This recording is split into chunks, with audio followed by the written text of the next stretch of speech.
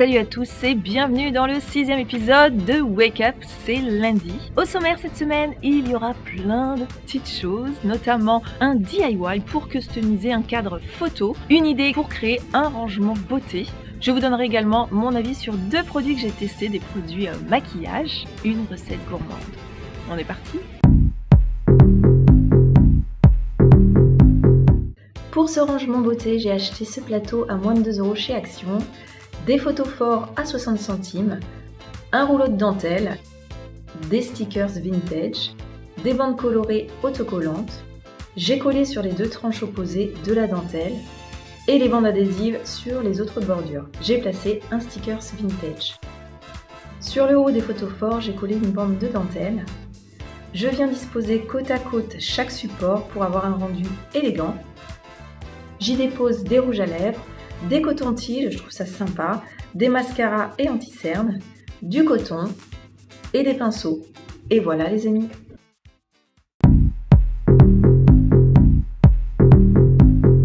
Ça faisait un petit moment que je voulais tester ces 2 produits, j'en entendais parler en bien. C'est donc le fond de teint de la marque Bourjois et l'anti-cerne de la même gamme. Il faut savoir que moi habituellement les fonds de teint je les achète en parfumerie, alors c'est un coût, faut compter pour un beau fond de teint 35-45 €, bon ça dure un petit moment. Et là donc pour le Ilsi Mix Bourjois on est à 14 €, je l'ai acheté chez Intermarché et l'anti-cerne il est à 8 €. On nous dit qu'il tient 16 heures, qu'il est hypoallergénique, non comédogène, donc pour ceux qui font des petits boutons c'est plutôt pas mal. Il est gorgé de vitamines C, E et B5, il a un fini éclatant, anti-fatigue. Pareil pour celui-ci, ce qui est bien anti-fatigue pour un anti-cerne, c'est plutôt pas mal pour avoir un joli regard. Qu'est-ce que j'en ai pensé? Eh bien tout simplement il fait ce qu'il dit.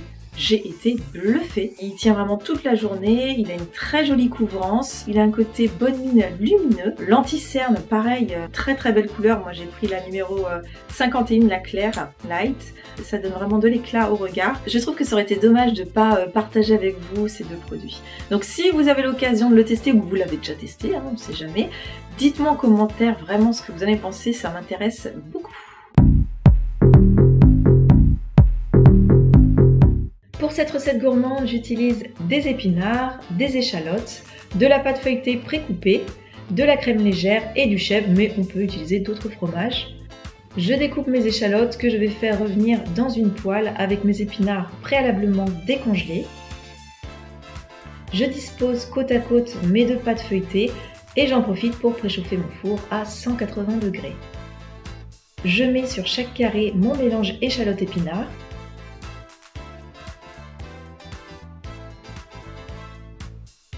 Je rajoute un peu de crème liquide. Je coupe mon fromage de chèvre d'autant de tranches souhaitées et je les ajoute à ma préparation. C'est le moment du pliage, rien de plus simple, on vient rabattre tous les côtés. Je badigeonne un jaune d'œuf sur le haut de mon feuilleté pour avoir une belle dorure. J'enfourne le tout au four pendant 15 minutes. Et maintenant, régalez-vous!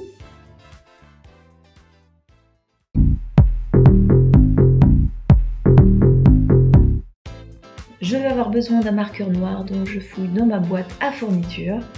J'ai acheté ce cadre toujours chez Action pour moins de 2 € également.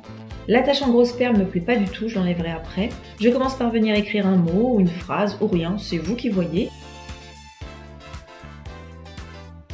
Je viens former des poids tout le long de mon cadre en veillant à intercaler à chaque fois les poids d'une ligne à l'autre. Comme prévu, je retire l'attache, je garde les perles pour me servir plus tard. Et enfin, j'ajoute des petits strass sur chacune des lettres.